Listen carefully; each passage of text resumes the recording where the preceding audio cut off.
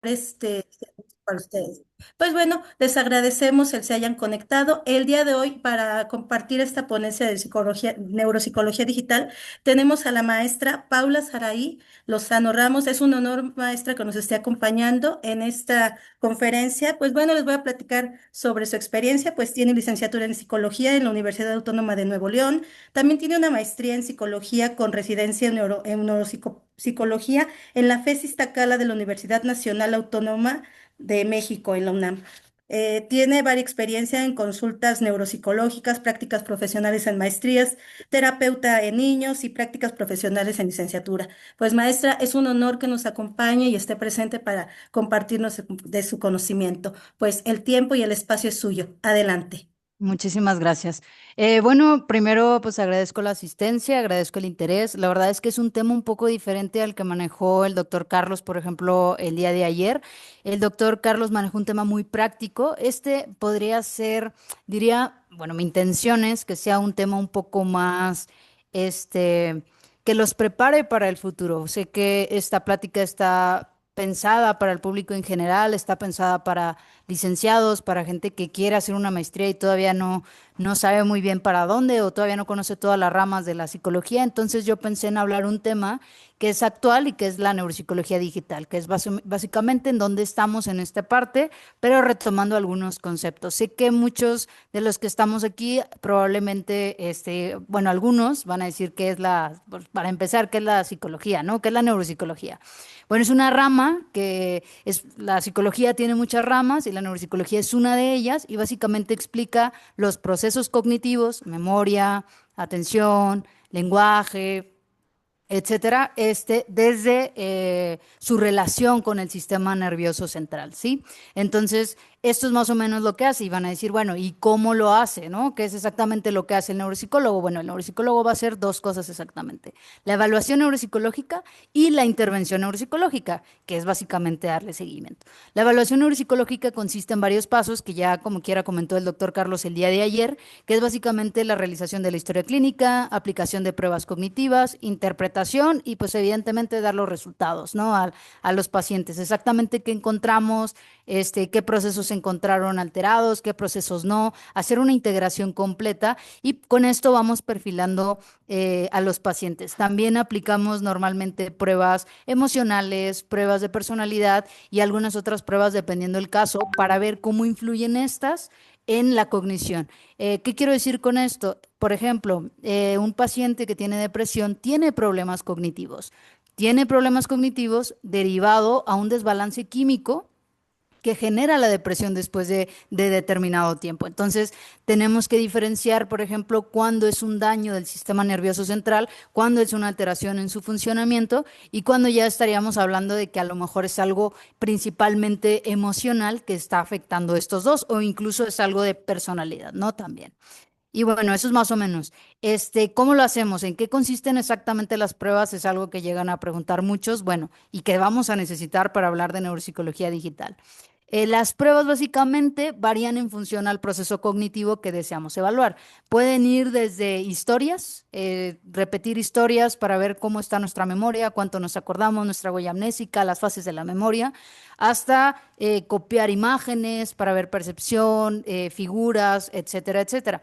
¿Qué hacemos con esta ejecución? Bueno, comparamos el rendimiento individual de una persona con otro grupo normativo. ¿Qué quiero decir? Con personas de su misma edad y de su misma escolaridad.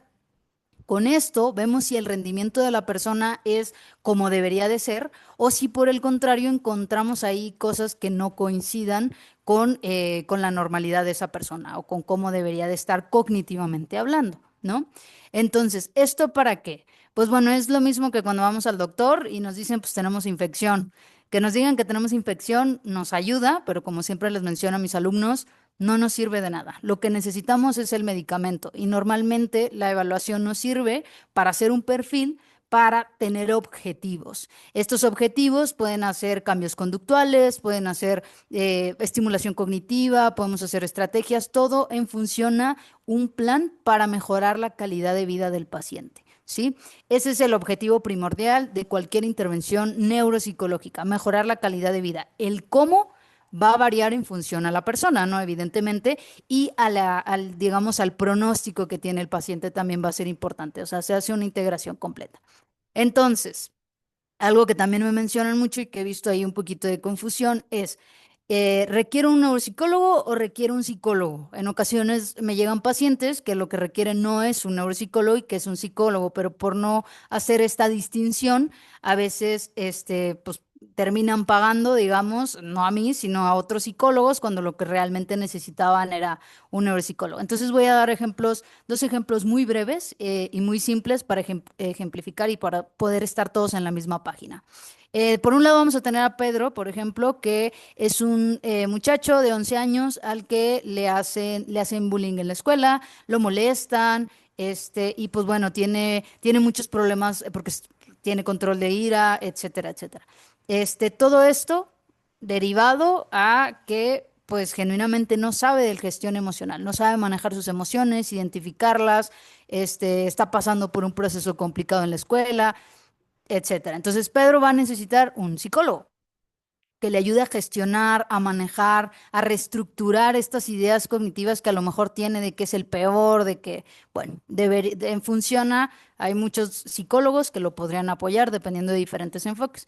Y vamos a hablar de Juan, que a él también lo molestan en la escuela, pero a él lo molestan diciéndole que es un tonto, que reprueba los exámenes, que sus papás le hablan y se desesperan porque no les pone atención, pierde cosas, otro tipo de problemas. Juan va a necesitar una evaluación neuropsicológica para ver si lo que tiene, estas dificultades de aprendizaje, son propias de su edad o si por el contrario se está rezagando y puede llegar a tener algún otro diagnóstico, algún otro problema del neurodesarrollo o de cualquier cosa, ¿no? Entonces, ya habiendo hecho esta distinción, vamos a decir primordialmente que el problema de Pedro viene derivado de cuestiones más emocionales y el problema de Juan viene derivado de problemas cognitivos que le están afectando en su vida diaria y que por lo tanto va a afectar la cuestión emocional. Es decir, Juan va a llegar triste, eso es inevitable. ¿Por qué? Porque está pasando por muchas cosas, pero el motivo va a ser diferente. No es que no sepa gestionar sus emociones, es que cognitivamente le cuesta y al darse cuenta que no puede, le genera un problema emocional. Entonces, son dos cosas diferentes. ¿Y esto por qué lo menciono? Porque no son excluyentes. Como en el ejemplo que di ahorita de Juan, a veces una persona puede necesitar un neuropsicólogo y un psicólogo para diferentes objetivos, diferentes cosas, ¿no? Ok. Ahora, algo que voy a mencionar antes de pasar al tema de neuropsicología digital, vamos a hablar un poquito de algunas debilidades que tenemos en la neuropsicología tradicional. Y para hablar de ellas, lo primero que voy a hacer es aclarar algunas cosas. Las pruebas neuropsicológicas actuales son válidas, es decir, al público en general, lo que va a escuchar a continuación van a decir, no, pero pues entonces, ¿para qué voy con un neuropsicólogo? No, son algunos casos en los que se presentan estas debilidades. Entonces, primero quiero que recuerden que todas las pruebas neuropsicológicas son válidas si un buen neuropsicólogo lo hace. Con punto número dos, la efectividad depende más del profesional de la salud que de la prueba, es decir, de este análisis clínico que se tiene, si es un buen neuropsicólogo va a poder realizarlo. Y por último, ninguna rama de la salud es perfecta, ¿ok? Y eso quiero que se lo graben también, porque muchas veces como, bueno, pero pues entonces la neuropsicología tiene más desventajas que ventajas, y no, la farmacología tiene también sus ventajas y sus desventajas, y pues demás, ninguna rama de la salud es perfecta y no quiero que se les olvide ahorita que avancemos. Porque ahora vamos a un tema que yo considero muy importante, que es como neuropsicólogos, creo que hay que estar conscientes de que pues no somos perfectos, lo que hacemos tiene debilidades y para poder suplirlas o para poder mejorar tenemos que entenderlas. Entonces voy a hablar un poquito de estas y luego ya voy a empezar en materia. Ok, ¿cuáles son problemas de la evaluación tradicional, de la evaluación que les comentaba, de contar historias, de comparar este rendimiento, etcétera? Primero, las pruebas tienen un efecto de reaprendizaje. Es decir, si yo a fulanito le cuento una historia de una prueba que está estandarizada, fulanito va a tener un puntaje, ¿no? No sé, puntuación escalar de 10 y sale normal. Ok. Pero si yo a fulanito le quiero volver a aplicar la misma prueba dentro de una semana, no puedo hacerlo porque fulanito se va a acordar de que la semana pasada le dije la historia. Entonces se va a acordar algunas cosas, a lo mejor no todo, pero este tiempo tan corto que ha pasado va a hacer que él salga mejor en las pruebas de lo que debería. No me va a reflejar la cognición de fulanito, me va a reflejar el recuerdo que estoy reforzando al decirle la historia por segunda vez. Entonces, este es un problema que se da que nos hace que podemos evaluar cada 6 meses con la misma prueba. Ojo, yo a fulanito le puedo aplicar otras pruebas de memoria, pero no le puedo aplicar la misma. Y eso va a ser importante ahorita que platiquemos un poquito de que tampoco tenemos mucha variedad de pruebas en la actualidad. Ayer le estaban preguntando al doctor Carlos cuáles pruebas recomendaba, por ejemplo, en algunos aspectos, porque hay unas pruebas limitadas por la estandarización. ¿Ok? Y ahorita vamos a retomar ese tema, pero quiero que recuerden que las pruebas no las podemos aplicar con frecuencia. Y dirán, bueno, ¿y cuál es el problema de no aplicarlas con frecuencia? Que hay ciertas etiologías o ciertos problemas cognitivos que son derivados de etiologías que influyen mucho el tiempo. ¿Qué quiero decir? Por ejemplo, una persona que tiene esclerosis múltiple, que tiene brotes constantes, va a tener fluctuaciones cognitivas que son importantes rastrear, que son importantes darle seguimiento para poder llegar a predecirlo a lo mejor en algún momento. Otro ejemplo son personas que tienen etiología vascular, que tienen microinfartos y que entonces no podemos aplicar la prueba para ver si hubo o no hubo un cambio cognitivo. Únicamente lo que nos refiere la familia de, no, pues ahora batalla más con esto o tal o cual, ¿no? Lo cual es un buen indicador, pero no es una prueba tal cual. Otra debilidad que tenemos es que todas nuestras pruebas son estandarizadas de una manera muy rigurosa, que ahorita lo vamos a platicar también, pero están en un ambiente controlado. ¿Qué quiero decir? Nosotros aplicamos en consultorio. El problema es que la cognición no se desempeña de la misma manera en un consultorio. ¿Por qué? Porque no está el compañero que le está lanzando bolitas de papel, no está tres cosas a la vez, tres personas que le están hablando. Hay muchísimas cosas que influyen en la cognición y cuando lo tenemos sentado en frente a un escritorio, evidentemente esas cosas no van a influir de manera tan directa y probablemente el paciente salga mejor de lo que saldría en su vida diaria. Y esto me lleva al siguiente punto.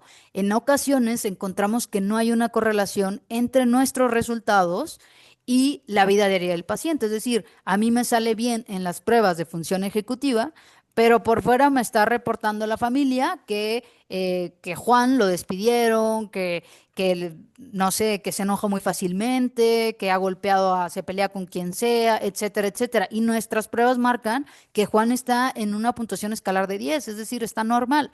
Y esto se debe en ocasiones a varios factores, no solo, o sea, al factor del ambiente controlado, a factor de esta parte ecológica, al siguiente punto que es factores contextuales. ¿Qué quiero decir con esto? Si Juan, por ejemplo, a veces nos salen mal las personas porque tienen dolor de cabeza, porque tuvieron insomnio, porque se acaban de pelear con su pareja de manera tremenda y ahora se tienen que ir de la casa y están pensando en eso, y todo eso influye en la cognición.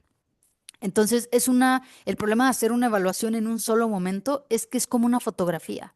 Y el problema de esa fotografía es que luego lo que hacemos es compararla con otra fotografía de otro momento.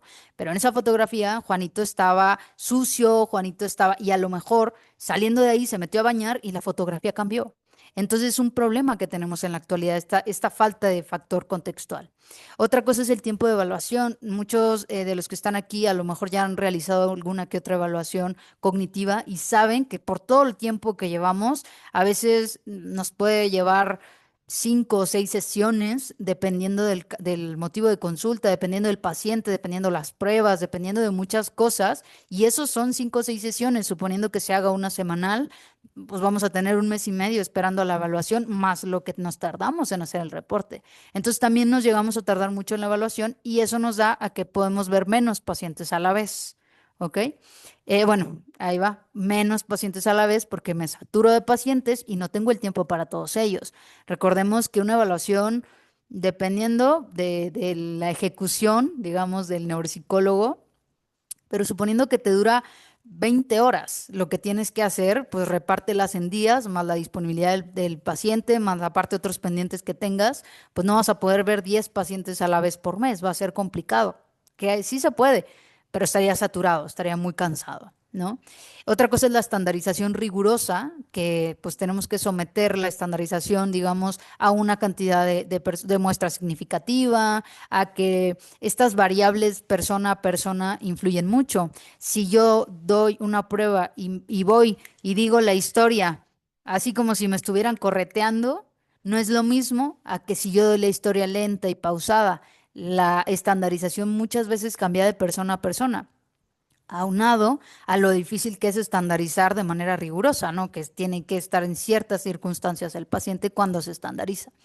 Otra cosa es las pocas pruebas disponibles, como mencionábamos el día de ayer, hay muy pocas en Latinoamérica en general, hay muchas más en Estados Unidos, por ejemplo, pero aquí todavía estamos un poquito rezagados. Tenemos tres, cuatro opciones de memoria en adultos, tres, cuatro opciones de memoria en niños y varía, ¿no? De uno a otro. Y otro es el costo de las evaluaciones. Y ojo, este es un problema no del neuropsicólogo, sino de la práctica per se, es decir, viene a la neuropsicología. ¿Por qué? Porque si nos tardamos 20 horas en realizar una sola evaluación, un solo reporte, bajita la mano, no podemos cobrar 1,000 pesos, porque entonces estaríamos ganando 50 pesos la hora.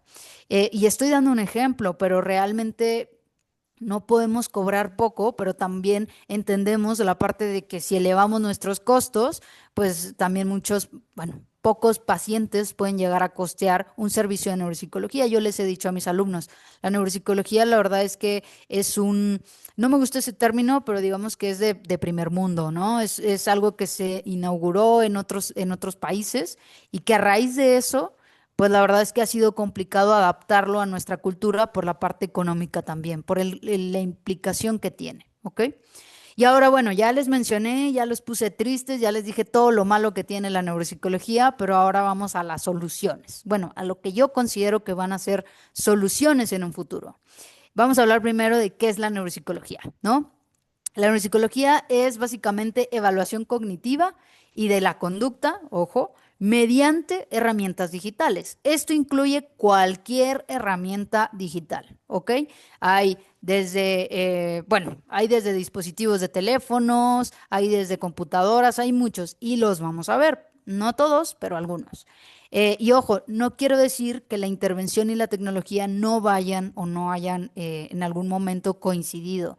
Sí ha avanzado, sin embargo, bueno, en su definición, en ese momento, cuando se lanzó la definición de neuropsicología digital, que se ha ido replicando y se ha ido ajustando en algunas cosas, pero en su origen solo abarcaba la evaluación. La intervención neuropsicológica, tal cual, todavía no la cuentan como neuropsicología digital. Algunos autores, otros sí. Pero no queda de más que ustedes sepan que sí existen alternativas de intervención tecnológica. Está la teleneuropsicología, que es básicamente las videollamadas que se realizan. Hay lineamientos de la APA, los mencionó ayer el doctor Carlos, algunos, pero sí hay lineamientos que se usan, pero sí es válida. Es decir, yo puedo realizar intervención por teleneuropsicología y también puedo realizar evaluación por teleneuropsicología, siempre y cuando yo cumpla los lineamientos que la han demostrado válida. Es decir, que yo cuide la conexión, que yo cuide la manera en que se conecta, que yo cuide que haya de preferencia una persona a un lado. Hay varias cosas que se tienen que cuidar para que la evaluación sea válida. No es solo lo pongo frente a la pantalla y ya. Y otra cosa que se ha hecho es estimulación cognitiva con herramientas como NeuroNow, ¿no? Que son estas partes donde yo coloco que quiero trabajar memoria, el paciente se conecta y lo voy trabajando a través de teleneuropsicología o a través de asignarle tareas y que él las vaya contestando. Pero bueno, no me voy a detener en esto, no voy a profundizar todavía, solo es para que los neuropsicólogos que están por ahí sepan que también hay y que no se me queden como rayos, pura evaluación. No, también hay, pero pues este no va a ser, no me da el tiempo para abarcar todo. Entonces, bueno, vamos a hablar de la implementación de bueno, de la neuropsicología digital. Primero vamos a hablar de la evaluación computarizada. Esta es la que em, más fuerza ha tomado en los últimos años. De hecho, esta lleva desde el 2012, o sea, lleva muchísimo tiempo que se ha llevado gestionando la evaluación computarizada.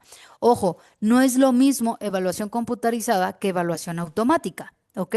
Una evaluación computarizada habla de básicamente que podamos llegar a aplicar pruebas o a pedir que se registren las pruebas por medio de la computadora, ¿no? Y una evaluación automática puede requerir más bien que yo la aplique y que vacíe los resultados y que automáticamente me los dé. Puede variar, puede incluye diferentes cosas, ¿ok? Entonces, la evaluación computarizada normalmente se realiza a través de la teleneuropsicología y se realiza a través de dispositivos de evaluación neuropsicológica computarizada, abreviado en inglés CNAD. ¿Por qué la A? Por assessment, ¿no? Por evaluación. Entonces, esta forma es la que más ha agarrado. Los NAD son de los más famosos, de los que más fuerza han tenido, porque se aplican solos, se revisan solos y me dan resultados, o sea, me dan la lista, digamos, de los procesos cognitivos y cómo salían ellos. Tienen desventajas, no es pura, la aplico y ya, porque muchas personas no se sienten cómodas. Si alguien pasó y le habló al paciente y mientras lo estaba aplicando, pues ya lo perdió o ya perdió la parte de memoria que era importante. Tiene sus debilidades también, no es perfecta, pero sí nos ahorra mucho tiempo. Aquí está una de las que más ha agarrado fuerza, que en los últimos años, la verdad es que sí ha, pues bueno, pues sí, ha agarrado mucha investigación, que para mí es una joya, pero que actualmente en México todavía no está estandarizada. Pero ya hay protocolos que en los próximos años van a tener una versión computarizada de esto. Se aplica en The iPad. NIH Toolbox V3 iPad app is a quick and flexible solution for researchers and clinicians looking to address their assessment needs. Whether you are assessing multiple areas of cognition and behavioral functioning across the lifespan, screening a student's cognitive abilities and emotional well-being, developing a new assessment protocol for a research study, or evaluating the efficacy of a new medicine or medical device, our state-of-the-art digital assessments provide reliable insights in one easy-to-use and affordable app. Developed with support through the National Institutes of Health, the NIH Toolbox. Sí se escucha, ¿verdad? Nada más confírmenme. Sí, maestra, sí se escucha. Gracias. Dije, no voy a hacer que ya veamos medio y yo aquí esperando según yo y ustedes allá. Ok, perfecto. V3 offers short administration time without the loss of psychometric qualities frequently associated with much longer tests, allowing for each test to be administered in 7 minutes or less. Lifespan assessments with tests normed and validated for ages 3 to 85 plus, and validity with scientific contributions from over 200. En resumidas cuentas, Toolbox es una herramienta que evalúa muchos procesos cognitivos. De hecho, ustedes van a encontrarla ya en la App Store, ya está. No está validada, pero ustedes la pueden llegar a usar para ver cómo funciona y aplicarla de manera cualitativa, como nos mencionaba el doctor Carlos el día de ayer. Es una herramienta que ha demostrado ser válida en muchas poblaciones, todavía insisto, en México al menos yo no he encontrado ningún artículo, pero que ya hay protocolos para hacerla. Evalúa muchos procesos de manera automática, aplica bueno, en este caso los neuropsicólogos, elegimos la batería, la componemos de atención, memoria, lo que nos interesa, y pues básicamente Formed nos da scores. las puntuaciones automáticas, ¿no? Lo cual nos ahorra muchísimo trabajo. Ahora, también está esta prueba que es el CANTAP, que es otra prueba que funciona más o menos igual, más o menos así funcionan los ejercicios, se la ponemos al paciente y el paciente va contestando lo que él considera que es la respuesta correcta. En este caso es una prueba de percepción. Así como esta, hay muchísimas más pruebas. Van a decir, bueno, ok, pero sí está en dónde andamos, ¿no? O sea, en qué momento de la evaluación computarizada está Latinoamérica. Bueno. Latinoamérica tal cual, ahorita vamos a ver, pero por el momento ya hay un estudio piloto en España y en el 2018 ya estaba una versión para Cantab en México, en Ciudad de México. Es decir, probablemente para este momento Cantab ya tenga algunos baremos, yo no los he encontrado, pero puede ser que ya estén para que nosotros la empecemos a utilizar. Y es esta prueba de la tablet que les comentaba, que la verdad es que es muy útil. En este caso, este artículo en específico que les mostré era de adolescentes. Entonces, para aquellas personas que les interese, me pueden mandar un mensajito y les mando el artículo y también se actualizan con respecto al tema. Van a decir, bueno, y en México, pues todavía nos falta. Pues realmente no. Manual Moderno ya lanzó por ejemplo, instrumentos de evaluación en línea que se aplican en línea y que, por ejemplo, ya encontramos el Shipley 2, que era el que hablábamos ayer de inteligencia, ¿no? Ya está, nosotros compramos los usos y pues lo aplicamos y nos da los resultados. Tiene sus desventajas, evidentemente, el hecho de hacerlo de esta manera, pues perdemos a lo mejor información que podría ser útil, pero es más rápida. Y si queremos saber el CI, podría ayudarnos de manera, digamos, economizar el tiempo. Otro dispositivo que ha agarrado mucha fuerza es el teléfono celular, ¿no? De hecho, estadísticas del INEGI arrojan que el teléfono celular actualmente un 80% de la población mexicana lo tiene. Mayor, menor tecnología, mayor, menor, como lo quieran llamar, pero de ese 80%, 9 de cada 10 personas tienen un smartphone. O sea, ya estamos hablando de teléfonos inteligentes. Ya estamos hablando de que entonces la capacidad que tenemos para hacer evaluaciones cognitivas desde el teléfono celular es cada vez más viable y cada vez más accesible, por ejemplo, para países como el nuestro, países donde la tecnología se ha estado, digamos, moviendo hacia el teléfono, por lo menos eso registra el INEGI. ¿Y entonces en qué consiste? Bueno, básicamente se asignan las tareas cognitivas, se hacen estudios normalmente pilotos, se aplican, las personas lo contestan en diferentes horarios del día y luego se analiza y se da básicamente los resultados a la persona, ¿no? Ya había algunos de teléfono celular, algunos de estimulación cognitiva como Lumosity, por ejemplo, pero bueno, creo que sí era, bueno, algo por ahí va la aplicación, ustedes la pueden descargar. Estas son evaluaciones que se están haciendo. Entonces van a decir, bueno, ¿y qué hay? Pues bueno, igual está el Cantab, está en este caso, bueno, la caja de herramientas, digamos, que ya está también en la App Store, si la quieren ver, si la quieren descargar, también ya está. Está en español, pero no tiene baremos.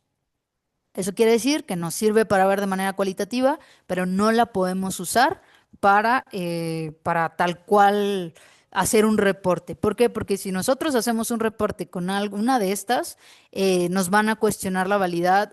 O sea, si en algún momento ese reporte llega a un jurado, a alguien, si el paciente lo quiere meter como parte de un trámite para hacer válido que su familiar tenía demencia, y está eso ahí.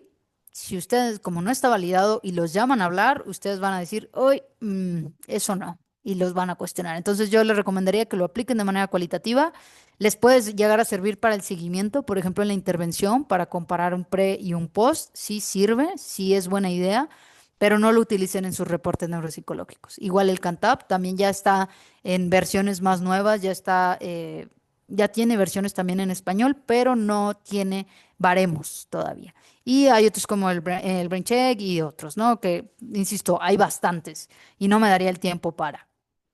Por ejemplo, van a decirme, bueno, y en la validez, bueno, en el 2018, por ejemplo, está este del Cantab, bueno, este es un poquito más actual, ahorita no alcanzo a ver, pero también es del 2024, o sea, el año pasado se siguen publicando estas validaciones ya de memoria de trabajo, o este, por ejemplo, que se publicó incluso en el 2025, o sea, este se acaba de publicar en marzo, es decir, el mes, el mes pasado, antepasado, o sea, no lleva nada y se está moviendo toda la investigación hacia este lado, ¿no? Para los que quieran saber, van a decir, bueno, maestra, pero esto todavía nos falta.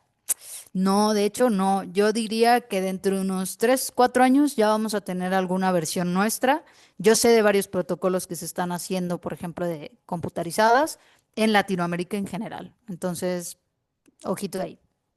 Ahora, hay una metodología que quiero dejarles para que ustedes la, la aprendan o la conozcan, porque también se está moviendo para allá la investigación. Cada vez hay más artículos que son metodología EMA. ¿Qué es una metodología EMA? Es una evaluación ecológica momentánea. Consiste en hacer varias evaluaciones cognitivas, de comportamiento, de ánimo, etcétera, etcétera, a lo largo del día, varias veces por varios días. Esto nos da pequeñas mediciones constantes. Las mediciones no duran más de 5 minutos. El artículo más extenso que llego a ver son 5 minutos donde aplican evaluación cognitiva o evaluación emocional o evaluación de cualquier otro tipo, ¿no? Y luego estas diferencias básicamente nos hace un seguimiento. Entonces imaginemos que yo tengo el registro de mañana, tarde y noche. Yo podría ver cuándo cognitivamente la persona está en su peor rendimiento. Hay teorías que hablan incluso de que hay las personas que se van a deteriorar a un deterioro cognitivo leve o a posible demencia tienen algo que se llama variabilidad intraindividual, que quiere decir que si comparamos esa persona consigo mismo a través del tiempo por varias veces, va a haber una diferencia significativa. Para aquellos a los que les interese este tema, la verdad es que es una teoría interesante porque no tendríamos que comparar a una persona contra una población en general. Podríamos compararla contra sí misma y eso nos ahorraría muchísimo la parte de la estandarización tan complicada que es. Y al ser en un ambiente cotidiano, pues tendríamos resultados probablemente más confiables que esta parte ecológica que mencionábamos, ¿no? Entonces, bueno, van a decir, bueno, y si tiene respaldo, pues sí, se ha utilizado para, sobre todo para ver patrones de las personas que fuman, para la percepción del dolor, presión arterial, alcoholismo, uso de drogas, bueno, y en psicología.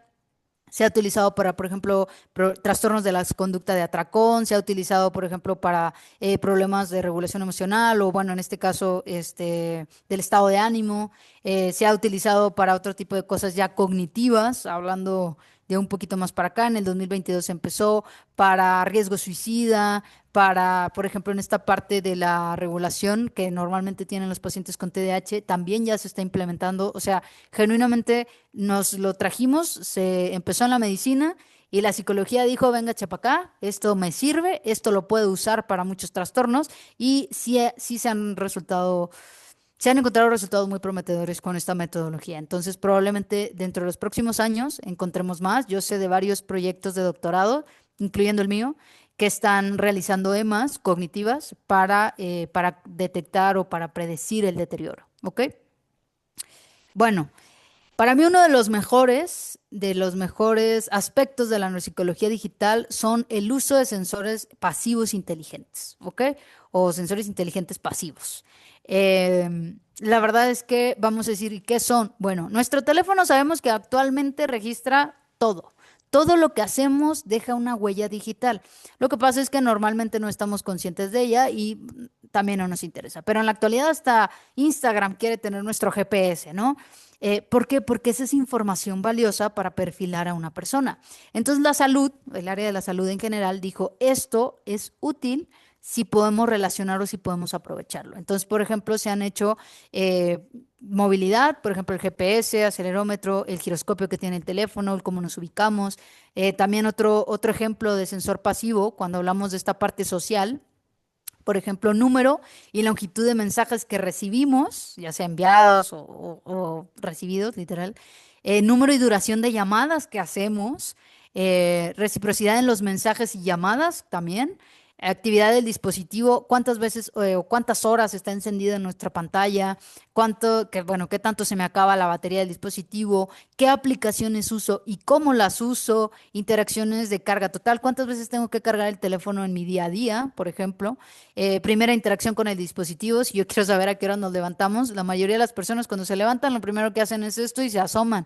Ese tipo de detalles nos podrían ayudar a predecir enfermedades como por ejemplo insomnio, por ejemplo ansiedad social, etcétera, etcétera. Y de hecho, ya hay investigaciones del tema. Ya hay investigaciones que hablan, por ejemplo, de la relación que tienen los patrones sociales con el número de mensajes de textos y llamadas de una persona, con los patrones del estado de ánimo, con el GPS y las pulsaciones de teclas. Normalmente tecleamos más cuando digo menos, cuando nuestro estado de ánimo está más bajo y nos movemos menos. No es como que nos den ganas de andar de party. Normalmente nos quedamos en casa y todo esto es una huella que se correlaciona con nuestro estado de ánimo. De hecho, hay varios artículos que hablaban sobre ansiedad social con este tipo de patrones de redes sociales y de comportamiento. Estos taps que damos, todo eso queda registrado. Otra cosa son los patrones de sueño, el uso de redes sociales. He visto varios artículos, me acuerdo de uno en específico, que era del uso de personas que usan Twitter, literal, usan Twitter y que lo usan hasta las altas horas de la noche. Entonces, todo esto les generaba, o bueno, tuvo una correlación con sus patrones de sueño y con esta parte del insomnio que ellos reportaban, es decir, lo podían rastrear. Este, Digo, son algunos ejemplos, de estos son más de psicología, vamos a hablar más adelante de, bueno, y la neuropsicología, porque realmente la neuropsicología y la psicología digital se han ido fusionando. Cada vez hay más artículos que abarcan ambas cosas, que abarcan la parte cognitiva y abarcan la parte emocional, porque queremos llegar a un momento en el que pues realmente no haya distinción, al menos en esta parte digital, ¿no? Otra forma que se ha hecho y que ha sido muy eficiente es la detección pasiva para manejar.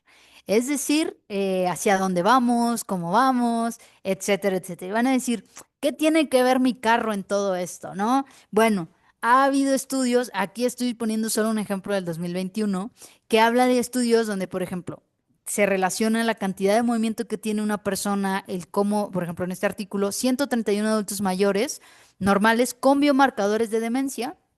Y ojo, para quienes a lo mejor no están tan familiarizados con esto, los biomarcadores de demencia hablamos de se les hace pulsión lumbar y se les hacen otras cosas para ver, digamos, proteína tau y para ver otras cuestiones que se han relacionado con esta parte de la demencia. No todas las personas que tienen biomarcadores desarrollan necesariamente problemas cognitivos o síntomas cognitivos, pero sí hay una gran probabilidad de que los desarrollen. Va a depender de otros factores. Pero entonces, básicamente agarraron personas que tenían alta probabilidad de desarrollar demencia, les aplicaron pruebas cognitivas y les pusieron aplicaciones de rastreo en su carro. Básicamente fue a ver a dónde vamos.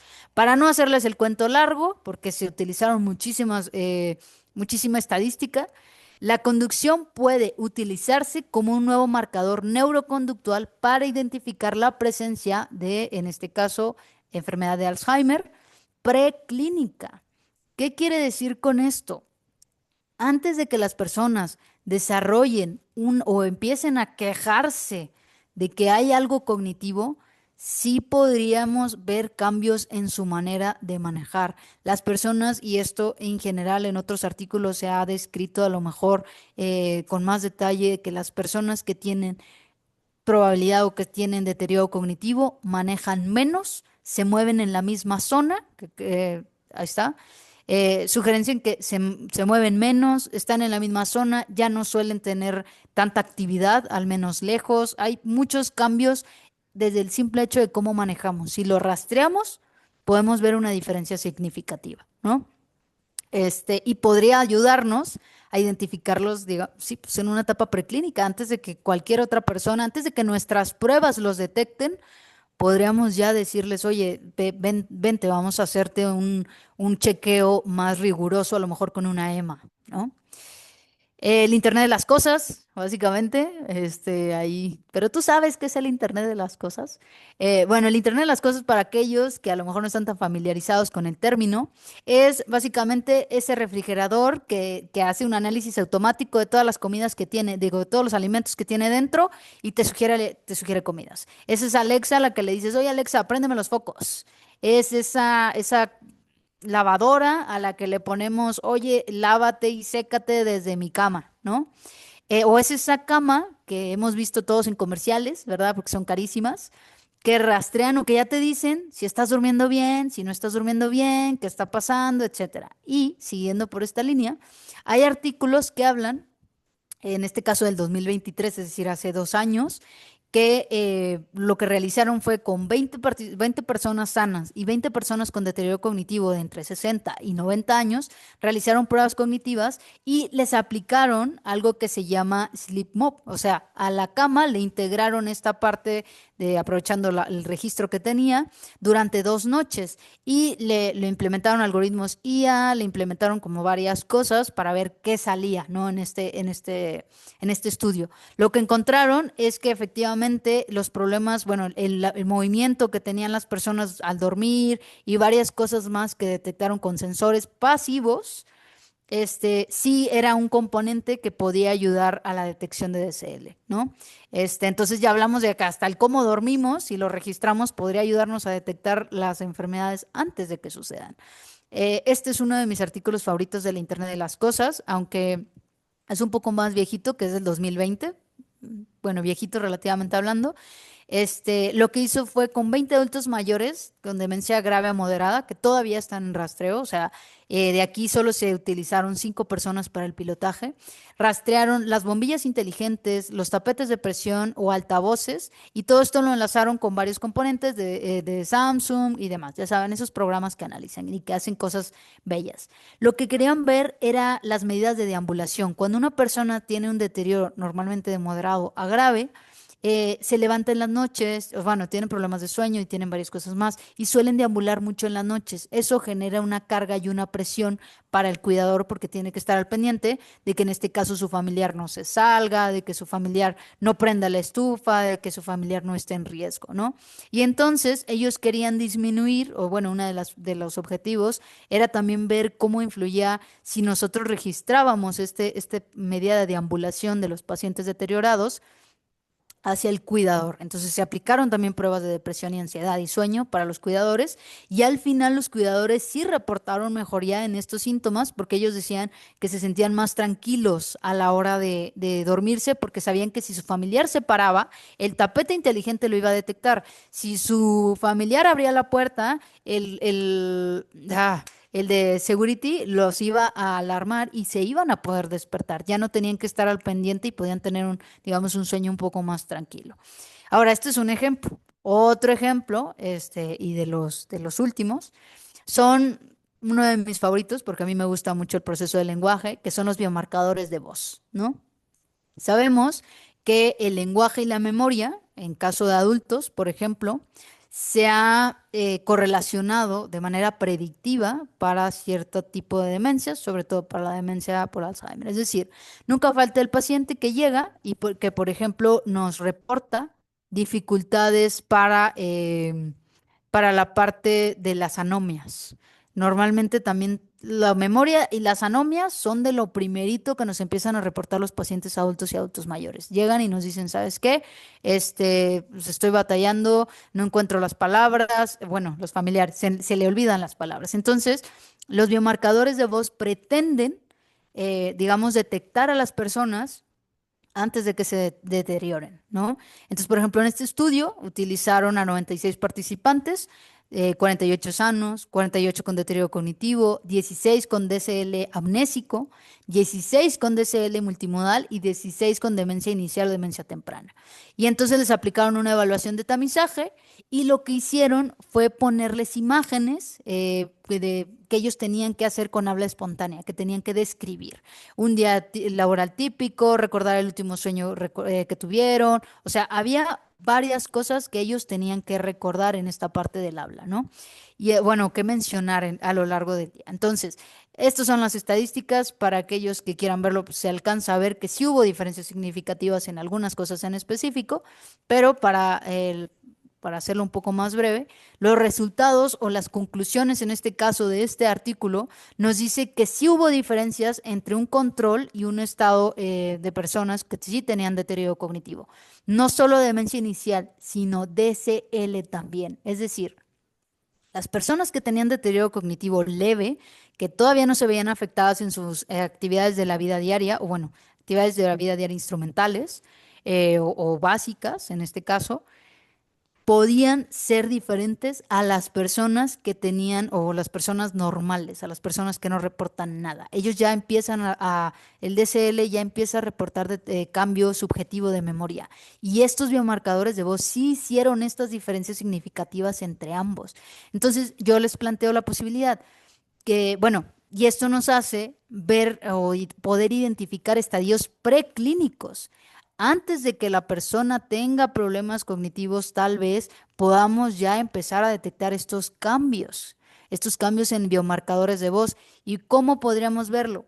Por ejemplo, comparar videos donde nosotros estemos en una cena familiar y estamos hablando y hacer un análisis de cómo convive cada uno, a lo mejor en un video, y compararlo unos años después, hacer otro tipo de seguimiento más ecológico y que a lo mejor en un futuro nuestro celular nos diga, oye, estás teniendo muchas anomias, vete a checar. Eso podría llegar a ser incluso preventivo, no solo de diagnóstico. Entonces, los biomarcadores de voz tienen realmente respaldo o sea, tienen mucho respaldo. Genuinamente, los invito a aquellos que les guste esta parte del lenguaje. Sí hay, este es del 2024, o sea, ya miden otras cosas, miden prosodia, miden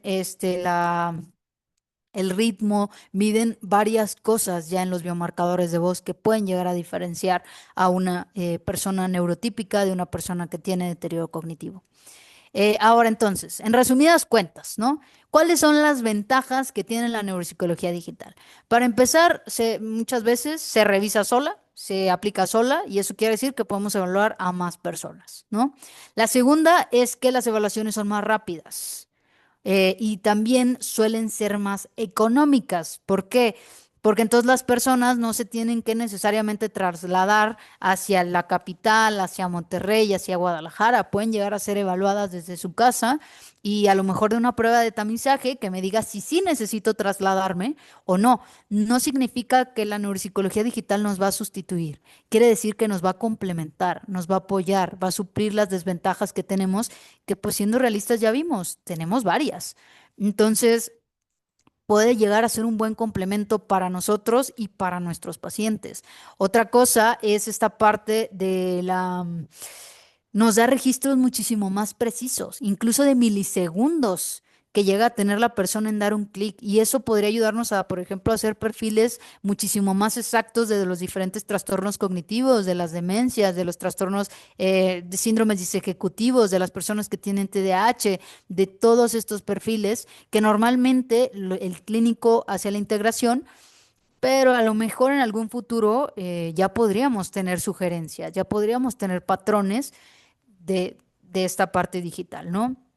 Y pues bueno, eso es más o menos las ventajas que tenemos a la actualidad, pero no todo es color de rosa. No quiero que se vayan y digan, a partir de ahora voy a utilizar pura neuropsicología digital. Pues no. Lamento informarles que tenemos también muchos desafíos. Entre esos desafíos tenemos, por ejemplo, la dificultad perceptiva, motora y cognitiva que involucra el cambio. Cuando se hacen pruebas de neuropsicología digital de cualquier tipo, no solo se adapta una prueba de lápiz y papel a la versión computarizada. Se tiene que tomar en cuenta otro tipo de variables como el hardware y el software, que son variables muy distintas entre los dispositivos. No es lo mismo una pantalla de 20 pulgadas que una pantalla de 15 pulgadas. No es lo mismo el problema que va a tener una persona que tiene un mouse conectado a una persona que tiene touchpad o que tiene touch incluso en la computadora.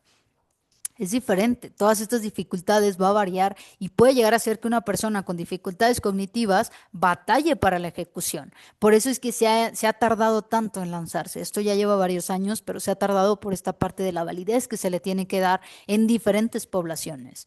Si se fijaban, muchos de los artículos especificaban la población. TDAH, atracón, depresión, hay muchas cosas específicas que se tienen que hacer primero antes de aplicarse en general.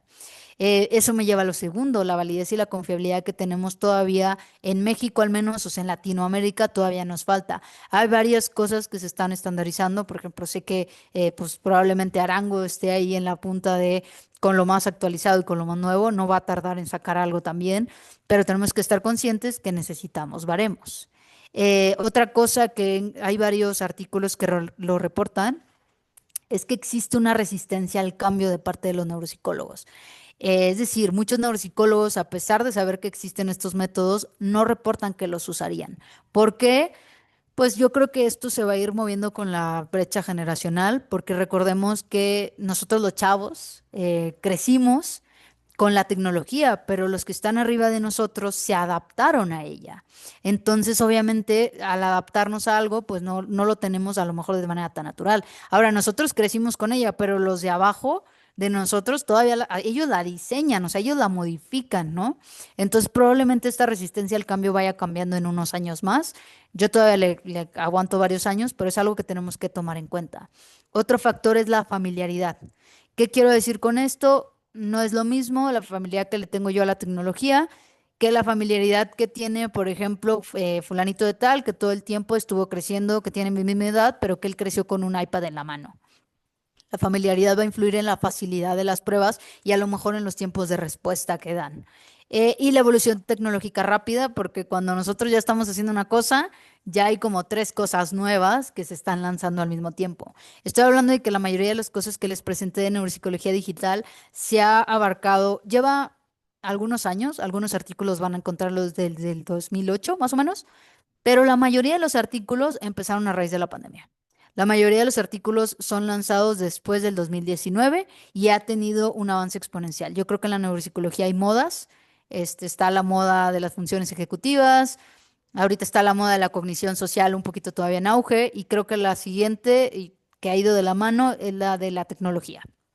Entonces, cada vez avanzan más, extrapolamos más tecnologías de otros lados. Antes yo veía artículos que utilizaban el Xbox y el Kinect como medio para, y actualmente mucho RB y mucho otro tipo de cosas. Entonces, la tecnología está avanzando, lo cual es bueno, pero a la vez no nos deja investigar lo suficiente antes de que las cosas ya se estén utilizando. Y bueno, ya para cerrar, porque ya si no aquí los retengo.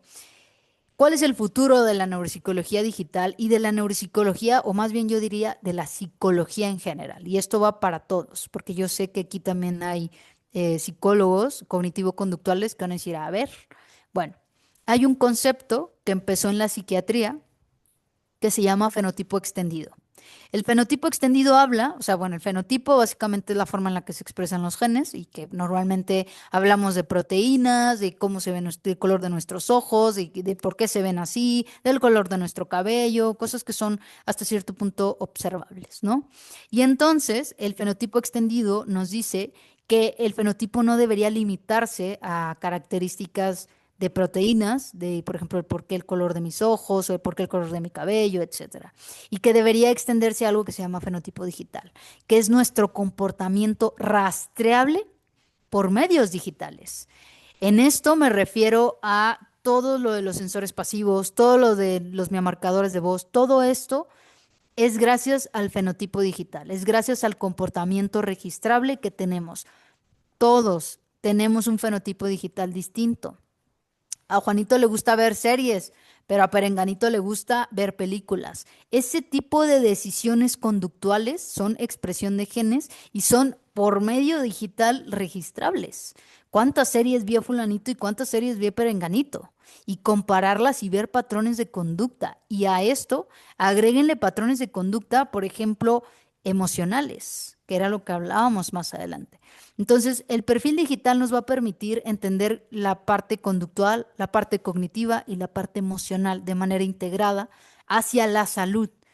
Como último ejemplo, tengo, por ejemplo, este protocolo, que es un protocolo en Corea del Norte, porque obviamente los asiáticos son los tops. Ustedes saben, todos los, bueno, no sé si alguien aquí sea K-popper o sea otaku como yo, o friki, pero normalmente la verdad es que en todas las series se ven personas que traen celulares, se ven personas, ellos están muy avanzados en esta parte tecnológica. Entonces, para que ustedes sepan, hay protocolos, por ejemplo, este propone a 150 participantes que en las últimas 2 semanas han reportado o han tenido depresión, que se les hará un seguimiento por 2 semanas hacia adelante con una EMA pasiva que recolecta frecuencia cardíaca, variabilidad, energía de reposo, frecuencia de reposo, patrones de sueño, paso, ritmo de caminata, muchísimos sensores más que yo no les pongo aquí, con una EMA activa, con una EMA de preguntas constante de qué haces, cómo lo haces, pa, ¿no? Y este algoritmo se va a utilizar como medio predictivo para la depresión, bueno, para síntomas depresivos utilizando todos los datos. Es decir, pretenden hacer un perfil de una persona que tiene depresión. Cuánto camina, cuánto duerme, qué hace, qué piensa, qué reporta, cómo es su frecuencia cardíaca, cómo es todo esto para hacer un perfil y poder detectar a las personas que van a tener esta parte de depresión cuando la tengan sin necesidad en futuros de que ellos vayan al psicólogo a que les den un diagnóstico. Entonces, hay que poner las pilas porque esto se acerca y se acerca rápido. Es como el meme de Bob Esponja que va corriendo y lo agarran. Entonces, pues así vamos nosotros, ya fueron los ingenieros y si nosotros no nos actualizamos y no nos ponemos las pilas en todo esto de cómo funciona, a lo mejor también llegamos a ser nosotros los que nos suplan, ¿no? No creo, pero para allá vamos. Y pues bueno, eso es todo. Espero que les haya servido, espero que los deje reflexionando, que los deje con la mente abierta de todas las posibilidades que tiene la neuropsicología, la psicología, que tenemos todos y que estén dispuestos a acercarse a las nuevas tecnologías, a los nuevos protocolos que hay y que pues bueno, tratemos de entre todos salir como ayudar a los pacientes de la mejor manera posible, ¿no? Y eso pues sería todo. Espero les haya servido.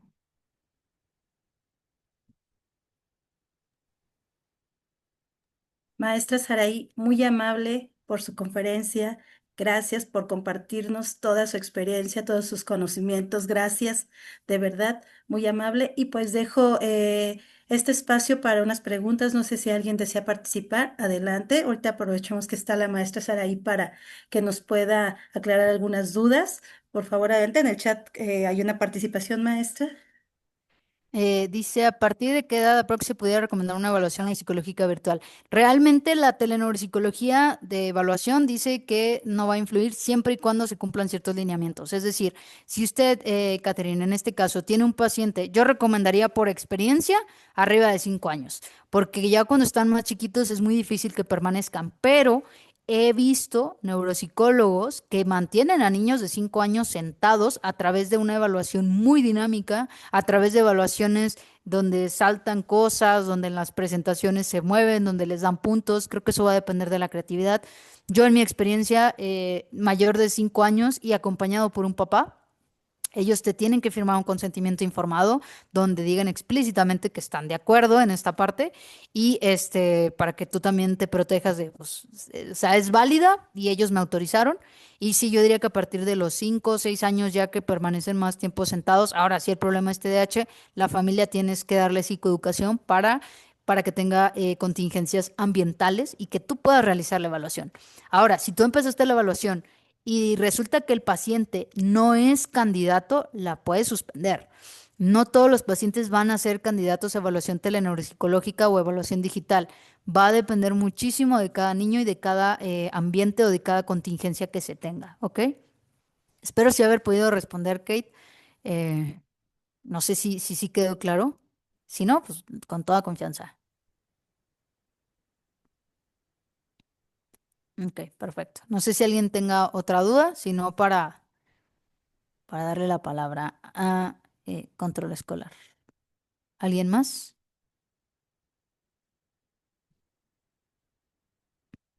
Creo que no, ¿eh? No, O soy creo. muy buena expositora o los dormí, pero pues me sirven las dos. Sí, al parecer creo que ya no hay preguntas, todo quedó muy claro, maestra, por su manera tan práctica de explicar. Pues muchas gracias. También me gustaría comentarles a los asistentes, pues que tenemos el gusto de que la maestra Paula Saray sea nuestra docente en la maestría de Evaluación e Intervención Neuropsicológica, pues, psicológica y parte dos asignaturas en la materia. A veces le toca impartir algunas otras más. Entonces, pues estamos muy contentos en el instituto porque ella pueda ser parte de este equipo. Pues más que nada también quiero felicitar a los asistentes que son estudiantes, también a usted maestra, por el Día del Estudiante, pues muchas felicidades y pues agradecemos la participación de usted y este tiempo y esta dedicación que dio para la conferencia. Les agradezco a los asistentes por su asistencia y no me queda más que felicitarla, maestra. Muchas gracias. Excelente su Muchis- presentación. Muchísimas gracias. Espero tengan un muy bonito día. Eh, mu- muchas gracias, Elena. Pues qué bueno que sí le sirvió la materia. Qué bueno que se llevó algo de la materia. Como quiera, chicos, cualquier cosa, pues la mayoría tiene mi teléfono, la mayoría, y si no, pues se lo pueden pedir a control escolar. Yo no tengo ningún tema. Si ocupan supervisión, si ocupan algo, pues ahí estamos al pendiente, ¿no? Espero tengan una bonita noche y que, pues, gracias por su asistencia. Muchas gracias a todos. Gracias, maestra. Que descansen. Buenas noches. Igualmente.